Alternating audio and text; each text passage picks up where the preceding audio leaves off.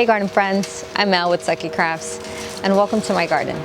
So today I'll be talking about Sempervivums, common name house leeks, hens and chicks.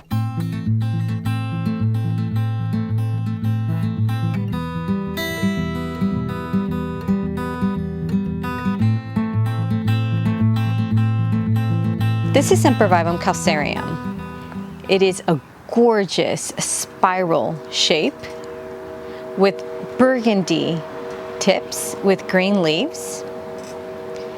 And one of their common names is hens and chicks. And as you can see, this one is really living up to its name. It's got 1, 2, 3, 4, 5, 6, 7, 8, 9, 10, 11 chicks hanging at its base. So it's time to transplant this into a bigger pot. That's exactly what I'll do in this hypertufa pot, and I'll fill it up with soil. And the reason why I'm doing this is so I can give the opportunity for those little chicks that are hanging on the side to touch some soil so they can root down and start growing all on their own. And when they get big enough, you can just snip them off and plant them in their own little container. And then one day, they'll be a little mother plant. Well, you'll get little chicks from them as well. So that's how the cycle goes on and on with Sempervivums. So I have filled up my pot here. Gonna make my well. And just plant this mother right in. Being careful with the little chicks.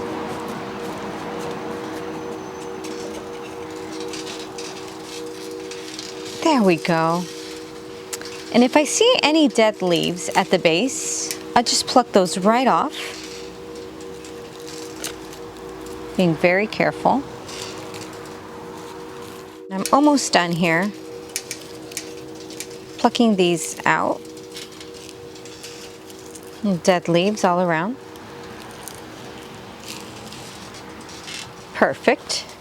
Now that it's all cleaned up, I'm going to tuck in the soil, making sure that the little hens and their little stems are laying right on the soil. And those little stems will grow roots and they'll start to bury themselves into the soil and start anchoring themselves down and soon start to grow. Let me clean it up.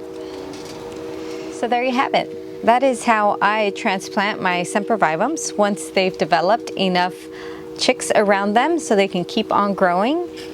So I'll place this Sempervivum pot in a bright shaded area, so like under a canopy where it will be protected from direct sunlight. And I'll water it, I'll give it a deep watering about every week or so, depending on the weather. If we're having very dry weather, then I'll water it more. And hopefully in a few months I can get back and make another video on how the little chicks are doing and how big they've become. So something to look forward to, and I hope that you enjoyed this video and learned something new about Sempervivums. Thank you for watching and happy planting. Bye-bye. So while I tend to my garden, why don't you hit the subscribe so we can keep in touch.